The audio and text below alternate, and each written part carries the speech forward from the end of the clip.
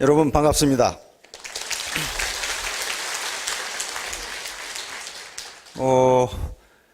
세미나 끝났으니까 돌아가셔도 될 것 같은데요. 앞에 분들이 다 말씀하셨는데 이야기 다 끝난 겁니다. 이제. 예. 우리 이덕우 총장님이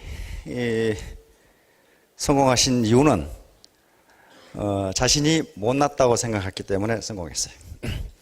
이 양반은요, 세계적인 네트워크 회사를 아주 섭렵하신 네트워크의 산신령에 해당하는 분이거든요. 거의 산신령급이에요, 이 양반은. 어떻게 17년 동안 하는 사람이 어디 있습니까? 그건 아주 무식해도 보통 무식한 것이 아니죠. 그래가지고 결국 지하실로 들어가고 말았어요. 빚져가지고. 완전히 알거지가 돼가지고. 그런데 그렇게 하신 분이 자기를 못났다고 생각한 거예요. 내가 네트워크에서는 산신령이다 이렇게 생각했으면 지금도 지하실을 더 깊이 팠을 거예요. 따라서 겸손, 우리 사원에도 있었죠. 휴머니티. 겸손이라고 하는 것이 사실은 성공의 가장 중요한 요소입니다. 심지어는 거만한 사람까지도요, 겸손한 사람을 좋아해요. 거만한 사람, 여러분들 거만한 사람 되게 싫어합니다. 겸손한 사람은 훨씬 좋아해요. 제 동기생 친구 중에도 거만한 놈 많아요. 많은데 그놈 좋아하는 놈이 한 놈도 없어요. 완전히 쪼다 취급해요. 물론 거만할 만합니다. 여기에 별이 몇 개씩 붙어 있거든요. 근데 그거 알아주는 놈 한 놈도 없어요. 아이고 잘났네 야 이 자식아, 뭐 이런 식이야.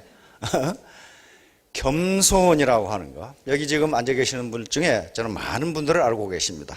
과거 경력이 굉장히 아주 이 사회적으로 인식이 높은 그런 경력을 가지고 계신 분이 굉장히 많아요.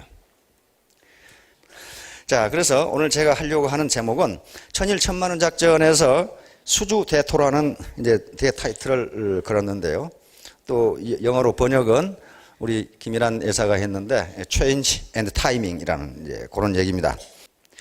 자, 그러면 이제 도대체 현대 사회가 어디로 가고 있는지 현대 사회의 특징을 한번 보도록 하겠습니다. 간단하게 넘어가도록 하겠습니다. 이건 각 이 모든 학자들이 이렇게 저렇게 이야기하지만 통상 그 학자들의 의견을 종합해 보면 이 정도입니다. 변화.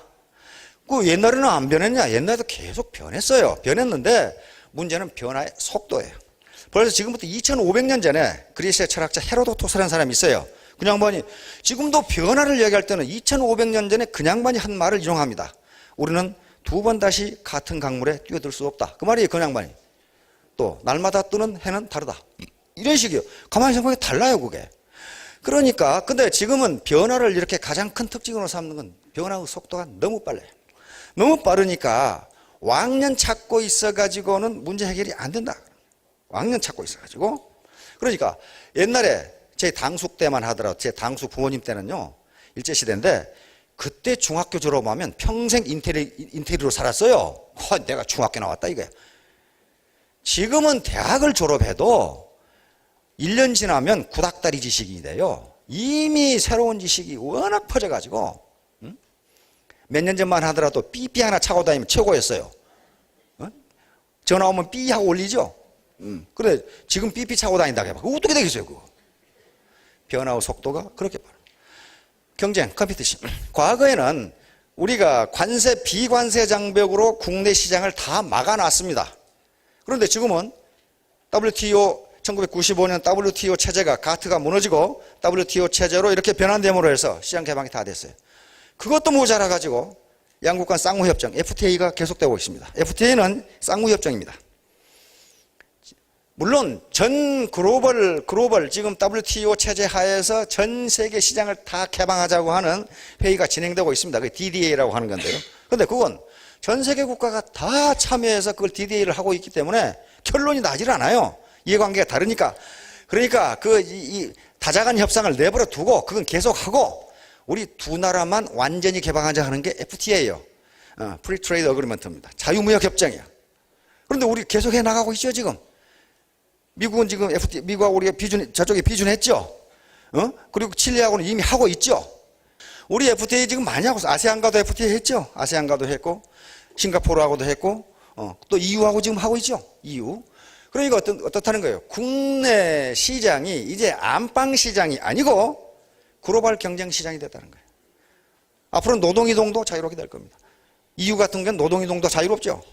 이렇게 되니까 이제 헛똑똑이, 즉 나만 옛날처럼 경쟁이 국내에 한정되는 것도 아니고 우리 기업에 한정되는 것도 아니다. 그겁니다. 네, 고객. 과거에는 공급자 중심의 경제였습니다. 다시 말하면 생산 능력이 딸리던 시대에는 또 독점이던 시대에는 네가 사고 싶으면 사고 말고 싶으면 말고 그런 식으로 배짱을 부려도 됐지만은 생산 능력이 워낙 커졌기 때문에 산업혁명 이후에 커졌기 때문에 이제 수요만 있으면 공급을 할 수 있는 기업이 많다. 그런 말이죠. 그러니까 고객 위주로 나가지 않으면 안 된다. 슈퍼마켓 주인이 망하지 않으려면 지가 좋아하는 것 갖다 놔서는 안 된다. 그런 말이에요. 고객이 좋아하는 걸 갖다 놔야 된다. 고객이 어떻게 생각하느냐. 이 정도면 됐는데요. 그건 지 생각이고 고객이 됐습니다 해야 된다. 지식경제. 경제 자체가 이제 원래 경제의 생산 요소를 세 가지로 얘기합니다. 토지, 노동, 자본 이렇게 했는데 그중에 지식이라고 하는 요소가 가장 중요한 창의성입니다. 창의성. 지식은 무슨 사서 상경을 다 외우고 그런 지식 말고 실제로 내 돈벌이에 당신이 이용할 수 있는 창의성이 뭐냐 그런 얘기죠. 얼마 전에 기업의 인사 담당자를 만나보니까 대학 졸업하고 지금 갈 데가 없어가지고 사원 모집하면 막 떼구름처럼 몰려온대요. 그럼 반드시 면접을 한답니다. 면접을 하는데 너 뭐 때문에 우리 회사에 취직했느냐? 그러면 이구동성으로 한다는 얘기가 뽑아만 주시면 죽도록 일하겠습니다. 목숨을 아끼지 않고 일하겠습니다. 이런 반드시 떨어뜨린대. 기업에 들어왔으면 살려고 하는 거지. 이놈이 왜 죽도록 네가 일을 하냐 말이야 이거. 그런 놈은 시켜놓으면 못한다는 거야. 지가 죽으면 안 되잖아. 기업이. 지가 살아야지. 그런데 그럼 어떤 놈 뽑는데? 그랬더니 내가 당신 기업에서 생산한 이런 물건을 써봤더니 이거 문제가 있다. 그리고 당신들 유통 라인을 봤더니 이런 문제가 있다. 요걸 당신이 나를 뽑으면 그걸 반드시 고치겠다. 이런 놈이 있대요. 그런 놈 반드시 뽑으면. 근데 그놈 뽑아놓으면 그렇게 한대. 뽑아만 주면 죽도록 일하겠다는 놈은 일 못한대 그러면. 왜? 뭐가 없어요? 창의성이 없어요. 왜 그 기업에 들어가야 되는지 목표의식이 없다는 거예요. 내가 왜 애터미 사업을 해야 되는지 목표의식이 없는 사람은 성공하기 힘들어요. 뭐 때문에 합니까? 누군가를 행복하게 해주기 위해서. 그렇잖아요. 그 누군가의 가장 가까운 사람이 나예요. 나를 행복하게 하기 위해서. 그리고 내 주변 사람들에게 피해를 주지 않기 위해서. 자식들에게 얼마나 피해를 줍니까? 주변에 얼마나 피해를 줘요. 자, 하여간에 경제가 지식경제로 돌아가고, 그래서 우리 대한민국 정부에서, 새 정부에서는 산업자원부를 지식경제부로 바꿨어요, 이름을. 산업자원이 중요한 게 아니라는 거예요. 지식이 중요하지. 자, 그 다음에 복잡성. 과거에는 경제 문제는 경제 문제 하나로 국한되어 있어요. 그럼 그 문제만 해결되면 되는데 지금은 정치, 경제, 사회, 문화, 군사, 외교 이렇게 막 뒤죽박죽으로 얽혀가지고 난마처럼 얽혔기 때문에 문제를 해결하기가 쉽지 않다는 거예요. 쉽지 않다. 자, 그 다음에 투명성. 이제 과거처럼 꼼수 둬가지고 적당히 횡령하고 적당히 하고 해가지고 안 된다는 거예요. 투명하게 경영하지 않으면 기업이 망한다는 겁니다. 어떤 개인도, 리더도 마찬가지. 리더도 투명하게 리더십을 발휘하지 않으면 반드시 보복을 당하거나 나중에 불미스러운 일을 당한다는 거예요. 반드시 투명하게 해야 된다. 거짓말해서는 안 된다. 거짓말. 특히 이런 네트워크 사업은 큰일 납니다. 거짓말 한다거나 또는 허풍친다거나 이런 식으로 해가지고는 노리는 사람이 워낙 많거든요.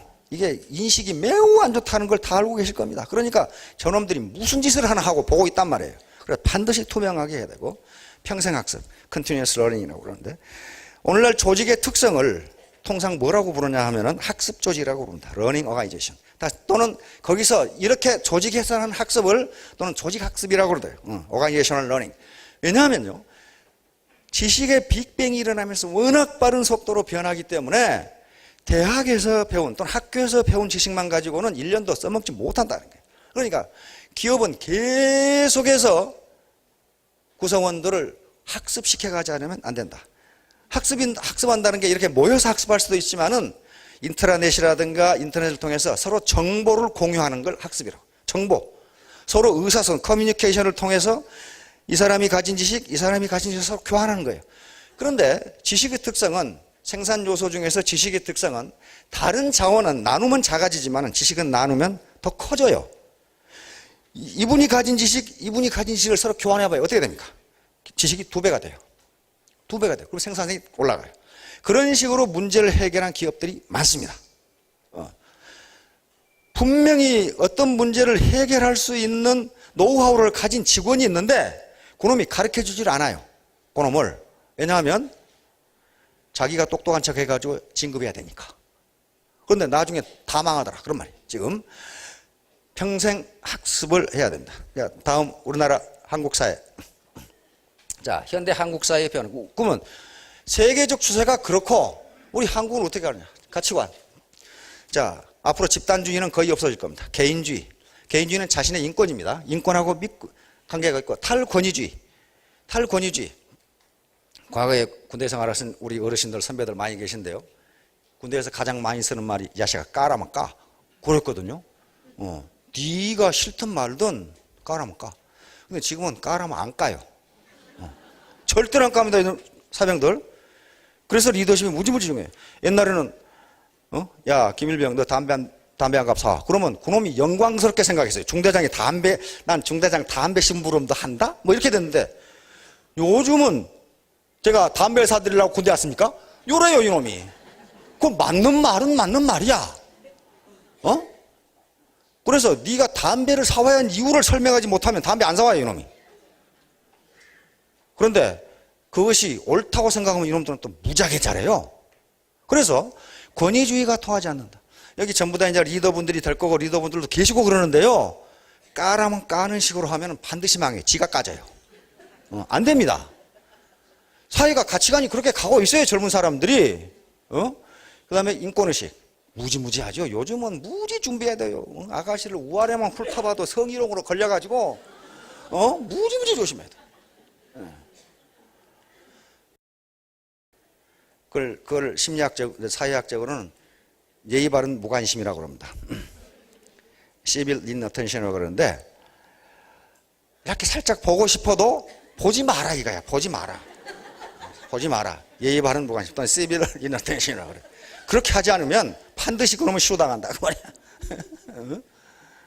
인권의식이 그만큼 인권의식이 즉 자기 파트너 또는 자기 다운라인을 자기 부하나 노예 다루듯이 해서는 안 된다는 거예요. 그것이 도덕적으로 그런다는 것이 아니고 실질적으로 그렇게 하면 일이 안 된다는 거예요 지금. 그 다음에 자유를 중시합니다. 구속받는 걸 매우 싫어해요. 구속받는 걸. 그런데 창의성은 구속해가지고는 나오지를 않습니다. 나오질 않아요. 그래서 자유라는 것이 이것은 자유방임을 이야기하는 것이 아니고 스스로 주체적으로 생각하고 결정하고 행동할 수 있는 능력을 주면은 일탈된 행동이 아닌 이상 창의성이 나온다는 거예요. 자, 인구구조. 이게 제일 문제죠. 인구구조. 노령사회. 장수리스크. 아까 전에 말씀드렸죠. 출산율 저하, 자녀의존 어려움. 이게 지금 우리가 퇴직 이후에 고려해야 할 그런 큰 문제입니다. 저도 연금을 받고 있지만요. 그러니까 저 같은 경우는 국가가 망하지 않은 이상 소득이 항상 있어요. 국가가 망하지는 않겠지. 대한민국은 망할 나라가 아닙니다. 이 보통 깡다구가 좋은 나라가 아니거든요, 이게. 내가 우리 선배 역사학자한테 우리 국민의 정신을 뭐라고 부르면 가장 좋습니까? 혹시 상무정신은 어떻습니까? 그랬더니 이 선배 역사학자가 그 말이 안 맞는데 그러더라고. 그러면 적당한 말이 뭡니까? 적당한 말이 없는데 그래도 가장 가까운 말은 깡다구다. 이렇게 이야기하더라고. 맞다. 중국의 거대한 대륙에 붙어가지고 많은 민족과 나라들이 부침을 했습니다. 몽골, 그 다음에 선비족, 흉노족, 여진족, 말갈족, 만주족 전부 중국 본토를 지배한 국가들이에요. 그런데 다 어디 갔어요 지금? 그 사람 다 어디 갔어요? 소멸해버렸어요. 두 나라의 공통점은 깡다구가 있다는 거예요. 그리고 교육을 중요시해요. 교육을 중요시해요. 자, 하여간에 그 다음에 우리 이제 경제사상. 경제사상은 지금 세계화 신자유주의, 성장률 하락. 이 성장률은 잠재 성장률을 이야기합니다. 잠재 성장률이라고 하는 것은 국민 경제가 물가 상승을 유발하지 않고 성장할 수 있는 최대의 성장률이 잠재 성장률이에요. 이거 왜 잠재 성장률이라는 개념이 중요하냐면요. 여러분 경제 성장시키는 건요 일도 아니에요. 그 일도 아닙니다. 지금 당장 10% 성장시킬 수 있어요. 어떻게 하면 돼요? 사정없이 돈 찍어서 풀면 금방 성장해요. 그런데 그건 잠재 성장률을 넘으면 반드시 인플레가 나요. 그 정도 생산 능력이 없는데 돈이 많다. 그럼 인플레가 나죠. 그래서 정부는 항상 잠재 성장률 이상 성장하지 않으려고 합니다. 반드시 거기에 무리를 하면 1%라도 더 성장하겠다고 쓸데없는 돈을 쓰게 되면 반드시 파탄이 일어나요. 물가가 올라요. 그런데 이 잠재 성장률은 기술 진보하고 노동력 증가, 자본 투자 이것이 어우러져야 됩니다. 그런데 우리 노동력 증가가 않죠. 그러면 기술 진보는 어느 날 갑자기 되는 게 아닙니다. 계속적으로 연구를 해야 서서히 일어나는 겁니다. 그래서 앞으로 잠재 성장률이 하락하는데 경제 성장률이 하락한다는 것은 뭘 의미하냐면 일자리 증가 속도가 늦다 그런 말이에요. 경제가 성장해야 일자리가 늘 거 아니에요. 과거 농경시대, 산업화 시대는요 우리 경제가 1%만 성장하면 약 10만 개 정도 일자리가 나왔어요. 그러니까 한 7% 성장하면 어떻습니까? 그 당시 인구 증가를 다 흡수할 수 있죠. 사람 부족해요. 지금은 1% 성장해야 몇 명 고용을 못해요. 왜? 자동화 성장을 하거든. 자동화 계속 진행하거든. 그러니까 새로운 자동화 기술이 개발되면은 경제는 성장하고 생산성은 올라가는데 고용은 그대로 가만히 있어요. 그렇잖아요. 그러니까 성장률이 하락하면 그렇지 않아도 고용 증가 속도, 노동 수요가 떨어지는데 자동화까지 결성되니까 노동 수요가 감소할 수밖에 없어요. 그러면 제조업에서 계속적으로 제조업이 몰락한다 또는 제조업이 후퇴한다 그런 개념이 아닙니다. 제조업 생산이 계속 늘지만은 거기서 노동 수요가 없기 때문에 나머지 노동시장에 새로 진입한 인력은 어디로 갈 수밖에 없어요? 3차 산업으로 갈 수밖에 없어요. 3차 산업. 1차 산업은 농림수산업이니까 거기도 물론 가긴 갑니다. 가긴 가지만은 그 농림수산업에서 흡수할 수 있는 노동력이 그렇게 많지가 않아요. 그리고 그 농림수산업에서 흡수하는 노동력도 거기서 과거 농경시대처럼 하는 게 아닙니다. 거기에 서비스업이 반드시 들어가요. 인터넷을 통해서라든가 또는 통신 판매를 통해서라든가 그런 방법을 하지 않으면 소득이 되질 않는다 그런 말이에요 지금. 자, 3차 산업의 비중이 점점 커질 것이다. 현재 우리나라 고용인구 중 약 70%가 3차 산업에 있어요. 3차 산업이 있습니다. 그러니까 이 3차 산업 요것을 한번 봐야 된다는 거예요. 그다음에 노동시장이 이제 종신고용제는 이미 끝났습니다. 그리고 비정규직은 점점 증가하고 있고 이것 때문에 지금 사회적 분노가 지금 시작했죠. 기존의 일자리는 여기서 감소한다고 그러는데 거의 아마 소멸한다고 보면 됩니다. 리프킨이라는 미국의 이 저명한 경제학자가 있는데 앞으로 20, 30년 내에 현재 있는 일자리의 90%가 사라질 것이다. 그래놨어요. 근데 그 양반이 상당히 석학이거든요. 석학이고 지금 저 MBA 이 과정에 교수분이신데 그분 예측이 맞을지 안 맞을지 또는 약간 과장이 있는 것 같기도 하지만은 그러나 20, 30년 내에 현재 일자리의 90%가 소멸할 것이라는 것은 거의 맞는 것 같아요. 그러니까 그렇게 변화가 빠르기 때문에 옛날 패러다임 가지고 장수 리스크를 커버할 방법이 없다는 거예요. 어떻게? 지금 아주 재수없는 사람은 120살까지 산다고 그러는데 그러면 앞으로 지금 60에 은퇴를 해도 50년을 더 살아야 된다는 개념이란 말이에요. 그러면 짜장면만 먹고 살아도 얼마야? 50억 있어야 된다는 얘기야 지금. 근데 짜장면만 먹고 어떻게 살아요? 자, 그 다음에 조기 퇴직하는데 이 문제는 이 조기 퇴직한 분들이 재취업을 할 수 있는 길이 거의 없다. 그 다음 자영업도 역시 어렵다. 거대한 프랜차이즈가 생기면서 영세 자영업도 어렵다. 근로인구는 점점 감소한다. 요게 문제. 요게 이제 재정 문제하고 결핍되는 겁니다. 근로인구가 지금 통계청 계산에 의하면 2016년 얼마 안 남았죠. 2016년에 우리나라 근로인구가 피크가 되고 거기서부터 다운한다고 되어 있습니다. 다시 말하면 지금까지 베이비 붐 세대라든가 그 이후에 계속 출산을 많이 해가지고 2016년까지는 근로세대가 는답니다. 통상 근로세대를 60세까지 잡기 때문에 그래요. 그런데 그 이후부터는 이제 이게 다운돼. 그러니까 이제 외국인 노동자가 많이 들어올 수밖에 없고 우리가 이제 진짜 우리 사회 자체가 글로벌화 지금 돼가고 있다. 그 다음에 사회 구조. 요게 이제 큰 문제. 사회 구조. 빈부격차가 확대된다. 이건 신자유주의. 요것은 빈부격차가 확대되게 돼 있어요. 승자 독식. 이것을 마태복음 효과라고 합니다. 가진 자는 더 갖게 되고 있는 자는 있는 것도 빼앗기리라. 없는 자는 있는 것도 빼앗기리라. 요게 학자들이 연구해 보니까 이게 정확하게 맞는 거예요. 정확하게 맞아요. 부자는 점점 부자가 되고 가진 자는 더 갖게 되고 없는 자는 있는 것도 빼앗기리라. 요게 빈부격차예요. 요걸 어떻게 할 것이냐. 이거 자유시장에 맡겨놔두면 그럴 수밖에 없어요. 그럴 수밖에 없어요. 따라서 요걸 이제 어떻게 계산할 것이냐 한 문제 가지고 경제학자들이 이제 고민을 하고 있는 겁니다. 자, 그 다음에 재정 압박. 이제 우리 노령 인구가 늘어나고 사회보장이 계속되면은 근로세대는 줄어들고 노령세대는 점점 많아지면서 장수하게 되고 그러면 국가 재정이 압박을 받을 수밖에 없다. 그러면 우리도 선진국처럼 재정위기가 닥칠 수밖에 없다. 그래서 지금 그 문제 가지고 계속 지금 연구들을 하고 있습니다. 다문화 가정의 증가. 지금 많이 증가했죠? 그 다음에 코리안 드림 실정. 요게 이제 분노예요. 코리안 드림의 실정. 우리 세대에는 저도, 가난하게, 어린 시절을 보내면서 그래도 사관학교를 가고 고등학교 때 공부를 하고 이렇게 해서 내가 열심히 일하면은 결혼도 하고 결국 새빵살이 하다가 집도 사고 뭐 또 중산층이 될 거다. 이런 꿈이 있었어요. 근데 지금 젊은 애들은 그런 꿈이 점점 없어져 가고 있어요. 없어져 가고 있어.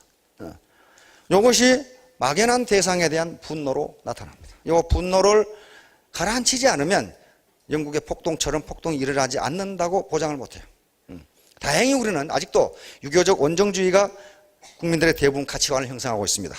원정주의라는 건 따뜻한 정으로 뭉쳐진 사회예요. 서구는 지금 완전히 합리주의입니다. 합리주의 사회에서는 18세만 자녀가 18세가 되면 쫓아내버려요. 집에서 못 살게 합니다. 내가 너를 18년간 길렀으면 이제 네 문제는 네가 알아서 하라고 쫓아내버려요.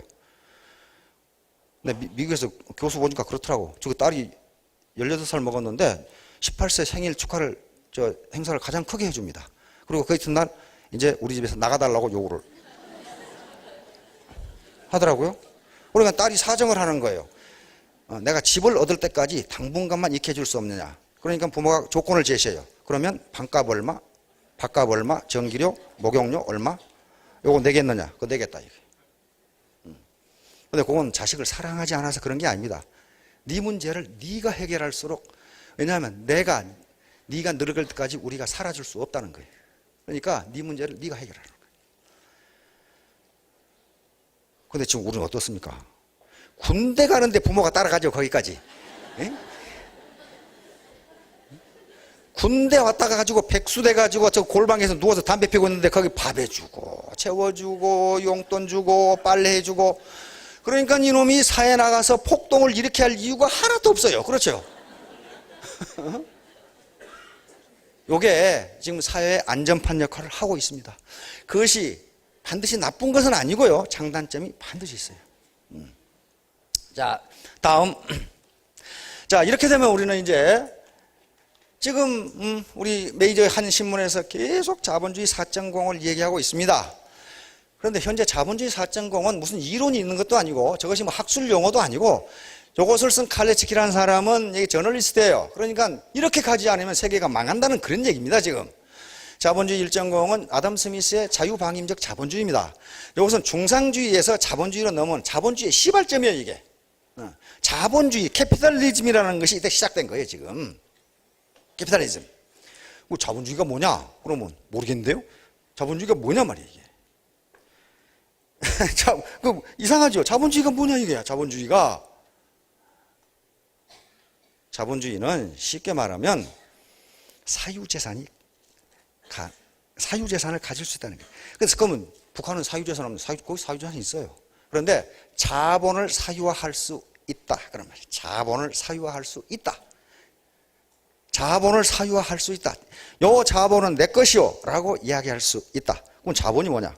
자본은 인간이 만들어낸 생산수단을 자본이라고 합니다. 예를 들면 이 집은 내 집이다. 이렇게 이야기할 수 있는 게 자본주의예요. 이 공장은 내 공장이다. 요 자전거는 내 거다. 그게 자본주의예요. 그럼 사회주의는 그런 게 없느냐? 없어요. 없습니다. 이 집은 내 집이다. 그런 거 없습니다. 이 땅은 내 땅이다. 없어요. 사회주의는 그런 자본을 사회가 소유하는 거예요. 사회가. 자본주의는 개인이 소유하는 거예요. 개인이. 자본주의라고 해서 모든 자본을 개인이 소유하는 것은 아닙니다. 도로 누가 소유합니까? 국가나 지방자치단체, 사회가 소유합니다. 그렇죠? 국가가 소유하는 것들이 많아요. 많습니다. 그러나 거의 대부분의 자본을 주체적으로 개인이 소유하는 거예요. 이때 이제 바로 자본 아담 스미스 여기서 나왔습니다. 그러다가 아담 스미스는 보이지 않는 손에 의해서 자본주의가 잘 조정돼서 완전 고용이 이루어지고 소득 분배가 이루어질 것이다. 이렇게 생각했는데 웬걸? 1929년에 그 월가가 또 문제예요. 1929년에 뉴욕 월가의 증권 가격이 폭락하면서 세계 대공황이 진행됩니다. 세계 대공황이 진행되는데 왜 대공황이 진행되는지 이걸 어떻게 해결할 건지 이론이 없어요. 이론이 없으니까 방법이 없죠. 그래서 케인즈라는 사람이 1930년대에 나타나서 1930년대 대공황을 케인즈 이론 수정 자본주의입니다. 자본주의를 수정해야 되겠다. 다시 말하면 보이지 않는 손이 해결을 못하니 보이는 손, 정부를 보이는 손이라고 합니다. 보이는 손이 개입해가지고 이걸 조정하자. 이게 수정 자본주의입니다. 이게 1970년대까지 아주 그냥 전후의 자본주의 국가의 높은 성장, 아주 번영을 가져옵니다. 번영을. 그런데 1960년대 중반에 미국이 월남전에 개입하면서 월남에 너무 많은 달러가 나갔어요. 전비가 그냥 하루에 몇억 불씩 나가는 거예요. 그러다가 달러 약세가 이루어지면서 미국의 재정 적자가 일어나면서 세계 경기가 다시 침체에 빠져요. 그래가지고 도대체 스태그플레이션이라는 현상이 나타나면서 케인즈 경제학으로는 해결이 안 되는 거예요. 안 되니까 다시 여기서 다시 이쪽으로 돌아가자. 아담 스미스로 다시 돌아가자. 정부가 빠지고 시장에 맡겨보자. 시장에 맡기자. 다시 말하면 여기서 자본주의 1.0에 나타나는 걸 시장의 실패라고 하는데요. 자본주의 2.0에서 나타나는 걸 정부의 실패라고 합니다. 그런데 두고 보니까 정부의 실패가 시장의 실패보다 더 크더라. 그런 얘기예요 지금. 정부가 요걸 여기 투자하고 요걸 저기 투자하고 요 값은 얼마로 하고 이렇게 하는 것이 더 비효율적이더라. 그런 말이에요. 왜? 인간이 탐욕이 있어요. 탐욕. 내가 특히 후진국 같은 경우에 내가 권력을 잡을 때 한탕 해먹어야 되겠다. 이런 거 있단 말이에요, 지금. 자, 그래가지고 이쪽으로 다시 돌아간 게 요 신자유주의입니다. 신자유주의는 학술 용어가 아니고 다시 이쪽으로 돌아가는 것이 좋지 않다고 비판하는 학자들이 붙인 이름이에요. 자유주의로 다시 돌아갔다.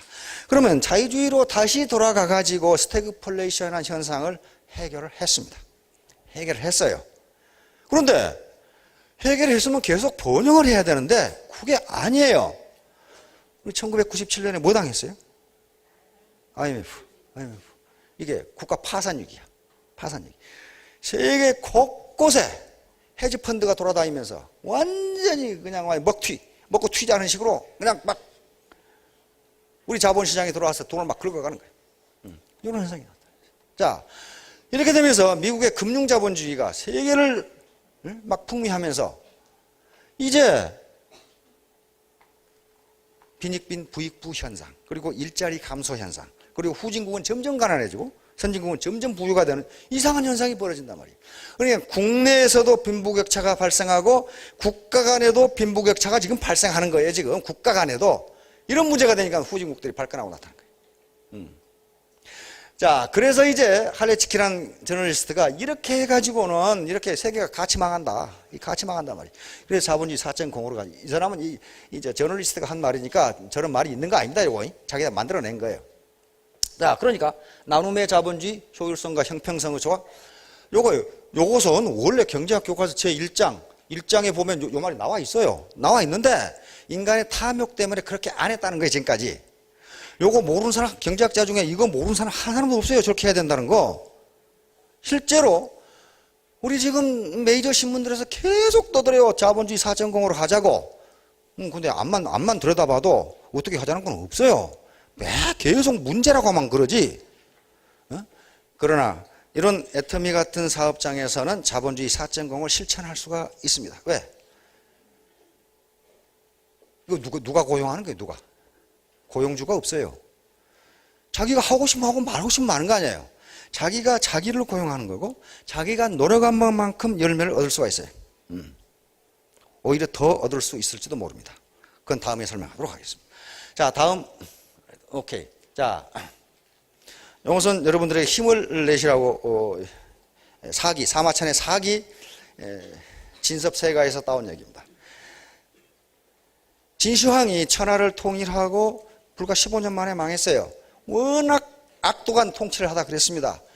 이때 진섭과 오강이라는, 진섭은 땅이 한 평도 없는 나머지 품팔이, 지금 같은 머슴살이 하던 사람입니다. 머슴살이 하던 사람이, 품팔이를 하는 사람이 일을 하다가 바둑에 쉬면서 우리 누군가가 부귀하게 되면 우리 서로 잊지 말고 살자. 그러니까 그 주인과 옆에 같이 품팔이 하던 일꾼들이 딕한 놈이 품팔이 하는 주제에 무슨 놈 부귀 했을 때 한 말입니다. 연작, 안지, 홍곡, 지지제. 연작은 제비연자, 새작자, 참새작자니까 제비나 참새 같은 작은 새가, 그 말입니다. 작은 새가, 안은 어찌 안자입니다. 이 편한 안자인데 이것은 어조사로 쓰기 때문에 안지, 어찌 알리요. 그러니까 너 같은 소인배가 내 뜻을 어찌 알려. 홍곡은, 이 홍은 큰 기러기 홍자입니다. 큰 기러기 홍자고, 곡은 고니곡자입니다. 또는 관역곡자 또는 기러기곡. 그러니까 제비나 참새 같은 조그만한 새가 홍곡, 큰 기러기나 고니 같은 이 새의 뜻을 어찌 알려. 그러니까 너 같은 소인배가 내 큰 뜻을 어찌 알겠느냐, 그 말이에요. 그러니까 여기 여성사업자분들, 남편이 어디 갔다 왔어? 그러면은 연자간지 홍곡치질이요. 딱 그러면 뭐라고 중얼거려? 그러면 몰라도 돼. 그러면 이제 몰라도 돼. 사실 지금 내가 가정경제를 책임지겠다. 우리 부모님께 충분한 용돈을 드리겠다. 내 자식들에게 학비 걱정 안 하고, 지금 대학 등록 때문에 난리 법석이죠. 학비 걱정 안 하고 학교에 다니도록 해주겠다. 이게 얼마나 큰 뜻이에요. 큰 뜻이죠. 큰 뜻입니다. 내가 돈 싸서 거기 깔고 자겠다. 그럼 그거 아니잖아요. 지금 누군가를 행복하게 해주고 내 주변에 있는 사람들에게 불편을 끼치지 않겠다. 피해를 끼치지 않겠다. 그게 홍곡지지입니다. 큰 새의 뜻이에요. 큰 새의 뜻. 연작이 안지 홍곡지지래요. 작은 소인배가 어찌 홍곡 같은 큰 새의 뜻을 알겠느냐. 자, 다음. 자, 왕후 장상 영유종. 이것도 바로 진섭, 그 머슴살이 하던 품팔이 머슴살이꾼이 한 말입니다. 이제 당시 진나라 법은 워낙 가혹해가지고 토목공사를 하는데 그 기간 내에 도달하지 못하면 전부 참수를 시켜서 다 죽였어요. 그런데 큰 비가 와서 그 기간에 못 가. 그러니까 거기 가도 죽고 안 가도 죽으니 기왕에 반란을 일으키려서 반란을 일으킨 거예요. 그러면 반란을 일으키려면 어떻게 됩니까? 그 전부 다 농민들이에요. 농민들에게 연설을 해야 됩니다. 그렇죠? 왜 우리가 반란을 하는지, 반란을 일으킨지. 그 연설문 중에 들어있는 내용입니다. 왕후, 장상, 영유, 종후. 왕은 임금이에요, 임금. 후는 뭡니까? 제후입니다. 그 다음에 장은 장군이고, 상은 재상이에요. 영은 편한 영자인데, 안녕할 때 영자인데, 편한 안자하고 같이 여기서는 어찌, 그 말입니다. 어찌. 유, 있는가. 시는, 종은 종자입니다. 시. 왕후 장상이 어찌 종자가 따로 있는가. 그 말이에요. 왕후 장상이 날 때부터 왕후 장상이냐. 시가 따로 있는 게 아니다. 그런 말이에요. 그러니까 이건 두 가지로 여러분들에게 제가 이 말씀을 드리는데, 하나는 자기가 왕후 장상이라고 생각하는 사람은 그 시가 따로 있는 게 아니다. 그 말이에요. 네? 시가요? 예. 또 자기가 지금까지 아이고 나 같은 사람이 뭐 하겠냐 그렇게 생각했던 사람은 위에 상류사에 있는 사람들이 씨가 따로 있는 게 아니다. 그냥만 들려 보통 노력해서 거기 올라간 게 아닙니다. 무지무지 노력해. 제가 삼성학교 있을 때 여기에 이제 생도들 곧 장교로 임관에 가는데 저쪽에 이 강남에 있는 그 당시 외국은행 차장을 불러서 재테크 문제에 대해서 설명을 좀 해달라 그랬어요. 뭐 돈벌이 하자 그런 게 아니고 어떻게 가정경제를 운영할 것이냐. 그래서 그 차장하고 그 담당하는 이 은행의 간부인데 같이 식사를 하면서 얘기를 했어요. 그 강남에 근무하는 게 가장 좋지. 우리 후배거든요. 거기가 뭐 돈도 많고 그러니까 예금도 많고 그럴 거 아니야 그랬더니 아예 안 그래 그러더라고요. 제일 힘들대요. 강남에 근무하는 게 제일 힘들대. 왜? 그랬더니 아는 게 너무 많다는 거야. 아는 게. 이자율 0.1% 가지고 따진다는 거야. 요걸 무슨 펀드, 무슨 상품에 가입하면 어떻게 되고 어떻게 되는 걸. 그래서 거기에서 은행 간부가 공부 소홀히 해가지고는 완전히 이건 쪼다가 돼가지고 안 된다는 거야. 그러면서 그래.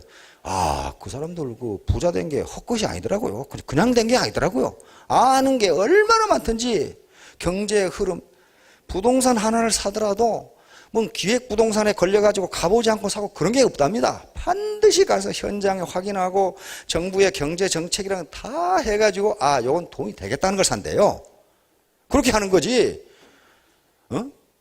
아무렇게나 남이 하니까 쫓아가가지고 그냥 그 상투 잡는 놈이 한 놈도 없대요, 거기. 그래서 그만큼 노력을 했기 때문에 그 사람들이 그렇게 됐다는 걸 인정을 해줘야 됩니다. 그 사람들이 왕후장상이 아니란 말이에요. 처음부터 그렇게 된 게 아니란 말이에요. 그러니까 내가 이렇게 사는 건 내 운명이지 그렇게 생각하지 마시고 왕후장상이 따로 있는 게 아니고 상류사회를 구성하는 사람들의 종자가 따로 있는 게 아니다. 내가 어떻게 하느냐에 달려있다. 오케이. 자, 다음. 예. 자, 그러면 이제 어떻게 성공을 해야 되는데 우리 박한길 회장님이 자꾸 무슨 여기에 화장품 모델이 3명밖에 없다고 그러는데 내가 보기에 한 300명은 되는 것 같아요. 결코 내 눈이 낮은 것이 아니거든요. 여기 보면 곳곳에 미인들이 있어요. 여기 보면 미인들이. 문제는 뭐 해야 되나? 드레스업 해야 된다. 이건 비싼 옷 입자 그 말 아닙니다. 코디를 잘 맞춰서 입으면 머리 손질이라도 잘하고. 저걸 왜 강조하냐면요. 많은 경영학자들의 연구에 의하면 세일즈의 거의 80%가 외모에 의해서 결정된답니다. 외모에 의해서. 얼굴이 이쁘다 그런 말이 아니에요. 옷을 어떻게 단정히 입었는가, 태도가 똑바른가, 이런 것에 의해서 딱 세일즈맨을 만났을 때 탁 느끼는 첫인상이 굉장히 강한 영향을 준답니다. 그게 80%래요. 그 다음에 이제 뭐 학자마다 달라 60 내지 80 일어났어요. 그런데 그 다음에 이제 그 말투 있죠. 말투. 겸손한지 거만한지 아무렇게나 하는지 여기에 따라서 한 10% 정도 또 결정이 된대요. 나머지는 말의 내용과 회사의 인지도가 나머지밖에 안 된답니다. 그러니까 벌써 세일즈맨이 나타났을 때 그 외모라든가 태도를 보면 호감이 가고 안 가고가 거기서 결정이 난답니다. 미국이라든가 서양의 나이 드신 분들 봐요. 나이가 드신 할머니 할아버지일수록 옷을 화려하게 입습니다. 화려하게 입어요. 그리고 아주 중절모 쓰고 뒤에서 보면 아가씨인지 할머니인지 거의 구분이 안 가요. 앞에서 봐야지. 그렇게 하는 건 사회적으로 무시를 당하지 않겠다는 표시예요. 통상적으로는 속만 좋으면 좋지, 사람이 거의 겉모양보다 속마음이 좋지. 그건 말이 맞기는 맞는데 그 사람 속마음이 뭔지 어떻게 합니까? 그래 몰라요. 그리고 속마음은 따로 있어요. 말하는 거하고 속마음은 겉으로 나타나는 건 따로 있어요. 어떤 잡사 회장이 주부님들한테 현재 잡지의 문제점이 무엇인가 설문조사를 했어요. 설문조사를. 그러니까 주부들이 현재 잡지의 문제점을 여러 가지 지적을 했어요. 먼저 너무 광고가 많다. 두 번째, 무슨 탤런트들이 이혼하고 연애하고 까십거리가 너무 많다. 그 다음에 무슨 남녀 상렬지사, 소위 눈 뜨고는 읽을 수 없는 내용이 상당히 있다. 우리 아들이 볼까봐 걱정이 된다. 뭐 그런 내용들 있어요. 그러면 뭘 원하십니까? 격조 높은 교양, 아동 교육, 인테리어,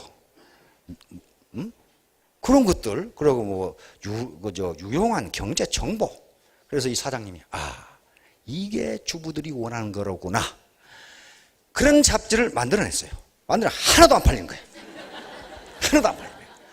말은 그렇게 했는데 실제로는 낯 뜨거운 것을 보려고 그걸 산다 이 말이에요. 지금 살짝 보려고. 그게 없어요. 격조 높은 교양이 들어있는데 하나도 안 사더라 이거 그거. 다시 말하면 내면이 중요하지만 겉이 굉장히 중요하다. 자, 두 번째는 클린업, 깨끗하게 하라. 이건 특히 연세 드신 분들 가만히 생각해 보시죠. 몸과 마음 그리고 환경을 깨끗이 하라. 그 사람이 머물다 간 자리 보면은 정말 엉망인 사람이 있어요. 콜라병 내버렸지. 산에 청소하는 사람들한테 제일 신경질 내는 게 제발 쓰레기를 길에 내버려 갔으면 좋은데 모래 속에 파묻어둔 놈, 그 다음에 바위 뒤에 숨겨서 돌로 눌러놓은 놈, 그걸 찾느라고 이제 죽겠다 이게. 예? 그렇게 해서는 안 됩니다. 우리가 머물고, 왜냐하면 그 사람 인격을 판단하거든요. 머물고 간 자리를 보고 하이 저놈 저거 교양이 저렇게 없나 이렇게 판단하니까 그렇게 되면 세일즈는 그런 거야. 그런 겁니다. 그 다음에 쇼업. 요건 매일 나타나라. 쇼업. 얼굴을 보여. 근데 앞에 두 개가 안 되면요 얼굴 보이기가 싫어요. 그렇잖아요. 여자분들이 화장 크게 하고 아주 옷 기가 막히게 입으면 누구한테 자랑하고 싶어서 이렇게 가는데 이 앞에 두 개가 안 되면 쇼업이 안 되고 누구에게인가 나타나지 않으면요 세일즈는 안 됩니다. 리크루트도 안 되고. 왜냐하면 아까 금방 제가 이 예를 든 것처럼 말 따로 행동 따라예요. 전화로 얘기하면 말만 들리지 바디랭귀지를 볼 수가 없어요. 그 잡지사 사장이 주부들이 그렇게 한다는 걸 설문을 봤지 그 눈을 보지 못했어요. 눈을 보면 거짓말하고 있구나 한 걸 금방 알아요. 야한 걸 내지 말라는 것은 더 내달라는 신호거든요. 그게. 에? 그걸 설문으로 종이에다 하니까 정말 그런 줄 알았죠. 그래서 반드시 만나야 됩니다. 그러려면 쇼업 해야 될 거, 나타나야 될 거 아니에요. 전화로는 되지 않습니다. 자, 말 많이 하지 마. 샷업. 말을 들어주는 것이 커뮤니케이션의 60%라고 한 내가 연구 결과를 봤어요. 말을 들어주는 것이. 따라서 말을 들어주면 실컷 떠들고 나면 다음에 할 말이 더 없어. 그때 얘기하면 돼요. 그때. 지 얘기 다 하고 나서 뭐라고 그래요? 이거 뭔데? 그러죠? 그때 설명해야 돼. 그때. 그때. 말을 들어주지 않고 속사포식으로 이야기하면 사기꾼 취급을 당해요. 사기꾼 취급을. 진실성이 있어야 되는데, 진실성. 진정성이 없으면요, 아무리 설명해도 소용없어요. 자기 말을 떠든다고 설득되는 게 아닙니다. 상대방을 들어보고 진짜로 내가 당신을 위해서 이걸 당신에게 권장한다는 그 진정성은 말에 나타내지 않고 바디랭귀지로 전달된단 말이에요. 바디랭귀지로 전달돼. 자, 그 다음에 취업. 자, 다음 빚지지 말고. 절대로 빚져서는. 절대로 누구한테 빌려주지도 말고 빌리지도 마세요. 돈 빌리는 것도 이게 습관이에요. 습관. 같은 장교 아파트에 사는데 봉급 똑같이 받는데 항상 돈이 없는 놈이 있어. 우리 앞집. 그 내가 어떻게 하느냐? 그 부인이 우리 마누라한테 전기세 빌리러 오거든. 그건 전기세도 없다는 거야, 그러면. 그럼 어디다 돈 넣어라? 빚지는 거 습관입니다. 습관이에요. 취업, 기운과 용기를 내요. 이것은 내가 용기를 내야지. 그런 것도 중요합니다. 중요하지만은 이렇게 상호 사람을 만나고 커뮤니케이션을 하면요. 특히 긍정적인 생각을 하고 있는 사람과 커뮤니케이션을 하면 사실 길을 받습니다. 길을 받아요. 집에 가만히 있으면 우울증 걸려요. 엊그제 우울증 내가 책을 보니까 그런 게 있습니다. 우울증 걸리면 근데 남자가 우울증이 훨씬 심하다는데요. 여자보다. 여자는 우울증 걸리면 떠벌리기라도 하는데 남자는 우울증 걸리면 남자가 무슨 그래가지고 속으로 삭힌답니다. 속으로 삭혀가지고 그게 관상동맥이라는 건데 문제가 생긴대요. 그러면 그 경우에 어떻게 해야 되느냐? 무조건 밖에 나가서 걸어야 된답니다. 그리고 사람을 만나고 그러면서 그 우울증을 해소해 나가야지 남자니까 꾹 참고 이렇게 했으면 안 된답니다. 그래서 남자가 빨리 죽는데요. 그것 때문에 우울증을 속으로 삭혀가지고. 자, 그런 식으로 기운과 용기를 내야 되는데 그것은 사람을 만나고 뭔가 도와주고 이런 활동을 통해서 그렇게 한다. 네버기브. 결코 포기하지 말라. 포기하지 않으면 성공합니다. 마시다 고노스케, 일본 마시다 전기에 일으킨 창업주죠. 그냥 막 초등학교 졸업 못했습니다. 그러나 일본 최대 그룹을 일으켰어요. 그냥만 협력이에요. 왜 실패하냐 하면은 실패할 때 끝내기 때문이다. 실패하더라도 계속하면 반드시 성공한다. 그래놨어요, 그냥만 실제로 그렇게 했거든요. 자기가 그렇게 했어요. 자, 다음 애터미 10P라고 했는데 그 애터미가 뭐 하는 사람 어떤 기업이냐 이렇게 물었을 때 이렇게 이야기하면 된다는 겁니다. 이것이 하나의 지향점이기도 하고 전망이기도 합니다. people 이게 제일 1번이 제일 중요해요. 이게. 아무리 제품이 좋고 가격이 뭐 싸고 그래도 경영진과 사업자들이 비양심적이면 그거 성공하기 힘들어요.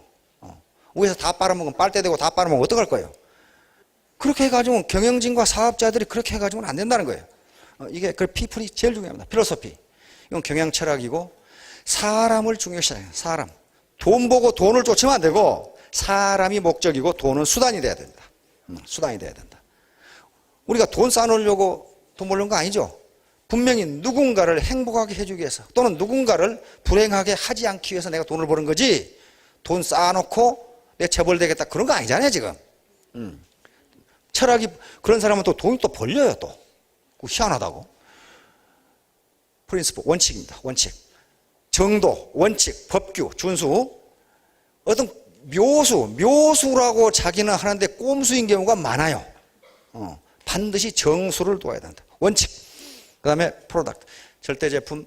이건 최고의 제품인가 아닌가. 그 다음에 프라이스. 절대 가격. 가격이 싼가 적은가 낮은가. 이걸 전부 애터미는 갖추고 있습니다. 그 다음에 프로모션. 이것은 광고하지 않고 샘플 만들지 않습니다. 왜냐하면 두 개를 하면요 앞에 프라이스가 성립이 안 돼요. 광고하고 수억씩들을 광고하고 샘플 만들면요 싼 가격으로 할 수가 없습니다. 두 개가 양립하지를 않아요. 프로모션은 입소문 마케팅. 그래서 입소문으로 이게 마케팅을 하려면은 앞에 조건이 갖추어지지 않으면 불가능합니다. 프레이스. 이건 건전한 유통 채널 글로벌 시장으로 나간다. 4, 5, 6, 7을 4P라고 하는 건데 마케팅 원론에 들어있는 얘기입니다. 요게 갖추어지지 않으면 마케팅이 되지 않는다는 거예요, 지금. 그 다음에 프로스펙트. 요건 앞으로 이제 전망입니다. 전망. 유통의 허브 초인류 기업으로 가겠다. 그 다음에 프로페셔널리즘, 프로정신. 이게 몰입하지 않으면요, 절대 성공 못 합니다. 무슨 일을 하든지 몰입해야 됩니다. 그건 제가 평생 살아오면서 이걸 경험을 했어요, 사실. 아무리 어려운 문제, 풀리지 않는 문제라도요, 계속 집중적으로 생각하면 그게 풀립니다. 아주 간단하게 풀리는 경우가 있어요. 어렵게 풀리는 게 아닙니다. 간단하게 풀려요. 그 간단한 걸 몰랐을 뿐이에요. 그런데 계속 생각하면 나와요. 어떤 사람은 뭐 화장실 가면 생각난다고 그러는데 계속 생각하다 보니까 하필 화장실에 생각나는 거지 화장실에 가니까 생각나는 거 아니에요. 계속 생각하다 보면 화장실에 가서 생각나고 밥 먹다고 생각나고 어떤 때는 꿈에 생각나요. 꿈에 생각난다고 그거 해결이 돼요. 그거 뭐예요? 그 몰입이에요. 몰입. 마찬가지로 저 사람을 리크루팅하고 내가 물건을 팔고 어떻게 조직을 늘리고 해야 되겠는데 아무 생각 없는데 그렇게 되는 건 아닙니다. 어떻게 할 것인가를 생각하면 된다. 자, 그 다음에 프라이드. 이런 것들을 함으로써 이런 것들을 갖춤으로써 프라이드를 갖게 되면 자긍심을 가져야 사업에 성공할 수 있어요. 뭘 하든지 그래요. 뭘 하든지 아이고 내가 목구멍이 포도청이니까 이 짓을 하지 이렇게 되면 반드시 실패합니다. 반드시 실패. 자, 다음 이제 10S 애터미가 지향하는 바 어디로 가려고 그러느냐. 첫째 스쿨입니다. 애터미는 학교이다. 오늘날 조직학습 또는 학습 조직이라고 그러는데요. 조직은 학교다라는 개념이 어디에나 적용됩니다. 삼성도 학교고 LG도 학교고 거기서 기술과 모든 걸 다 배워요. 학교에서 배우지 않습니다. 학교에서는 뭘 배웁니까? 그런 걸 할 수 있는 기본을 배우는 거예요. 기본을 배우는 거지. 실질적으로 현장에 쓸모있는 지식은 기업 내에서 다 배웁니다. 조직에서 다 배워요. 그래서 학교를 지향한다. 학교다. 두 번째 스피릿. 영혼, 사람을 중요시하는가. 언제까지나 인간의 영혼 그리고 사람을 중요시하겠다. 사람이 목적이고 돈은 수단이다. 이걸 지향하겠다. 쉐어, 나눔입니다. 나눔. 다시 말하면 자본주의 4.0. 지금 유럽이나 미국을 휩쓸고 있는 그런 어떤 카지노 자본주의 또는 하이에나 자본주의 막 뺏어먹는 그렇게 하지 않겠다. 그 다음에 세이브. 빈곤 취약계층을 지원하고 구제하겠다. 그런데 세이브 중에서 가장 중요한 것은 나를 구제하는 거예요. 나를. 내 가족, 나를 구제하는 것이 가장 중요하다.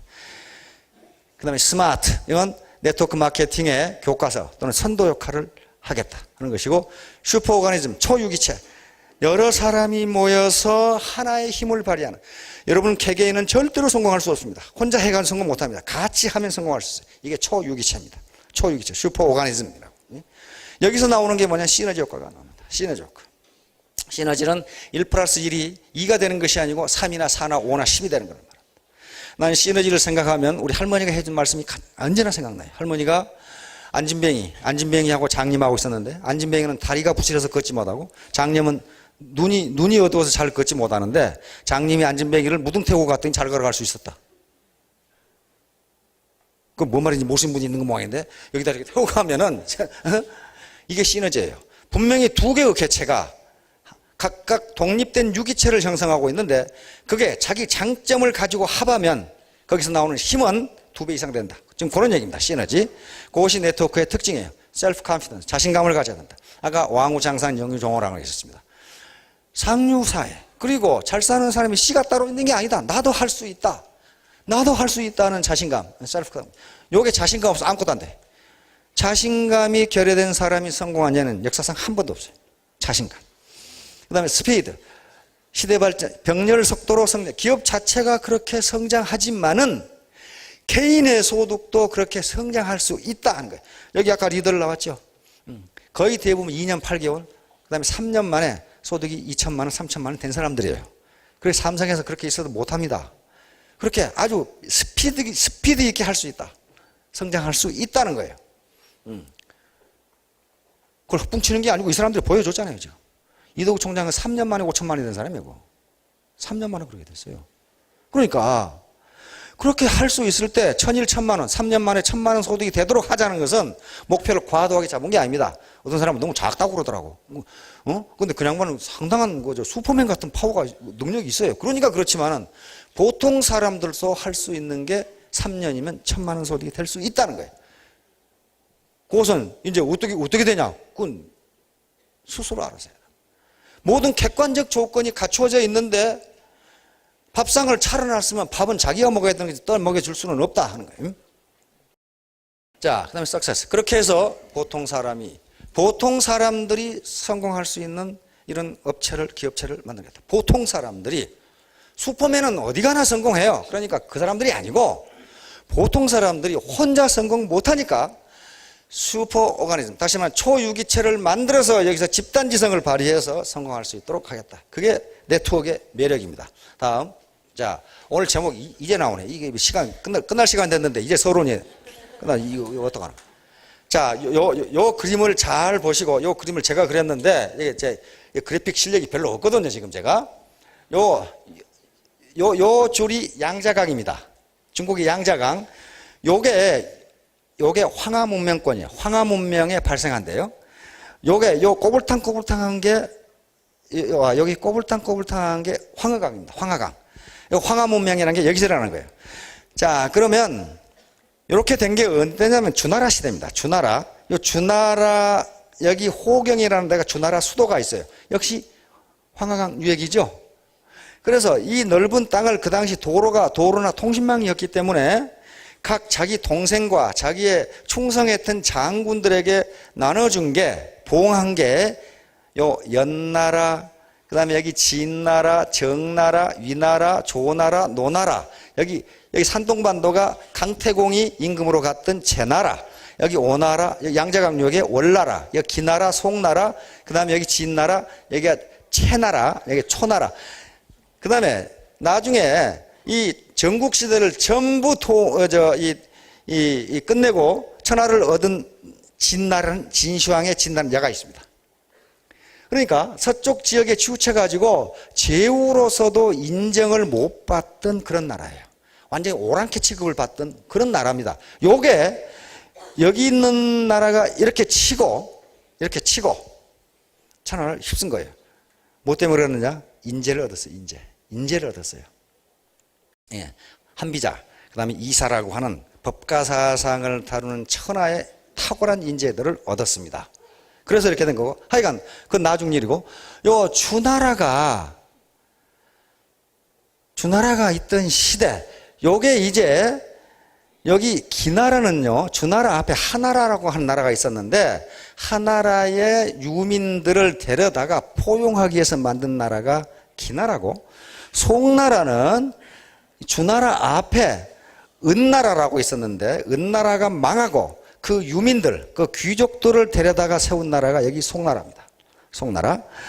그래서 여기 이제 또 남쪽에 초나라가 있고, 중국에 우스꽝스러운 얘기, 이런 바보가 있었다, 이런 멍청이가 있었다 라고 했을 때 그놈이 어디 놈이냐, 반드시 기나라, 송나라, 초나라가 등장합니다. 왜냐하면 망한 나라의 후손들은 우습게 보는 게 있어서 그래요. 우습게 보니까 전부 다 이 나라 사람들을 동원해가지고 이런 멍텅구리가 있었다 이렇게 얘기해요. 실제로 멍텅구리가 아닌데도 그렇게 얘기합니다. 자, 이게 전국시대입니다. 전국시대라는 것은 이렇게 춘추시대가 있다가 이제 제후국들끼리 저것끼리 나라를 갈라먹어요. 아까 춘추시대의 그 제후국들은 전부 다 주나라 왕실의, 즉 무왕의 동생들이거나 무왕의 충신들이었어요. 그런데 시대가 한 350년 지나니까 어떻게 됩니까? 친척이 점점 멀어지죠. 그 다음에 그 장군 후손들이 언제나 왕실에 충성합니까? 서로 몰라. 어떤 놈이 어떤 놈이지. 그러니까 이때부터는 서로 싸매가지고 먼저 먹는 놈이 임자다 이렇게 된 거예요.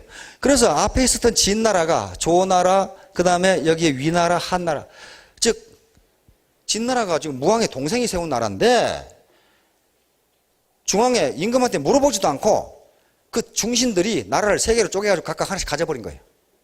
그런데 주나라 왕실은 그걸 통제할 힘이 없어요. 이미 완전히 허수아비가 된 거예요.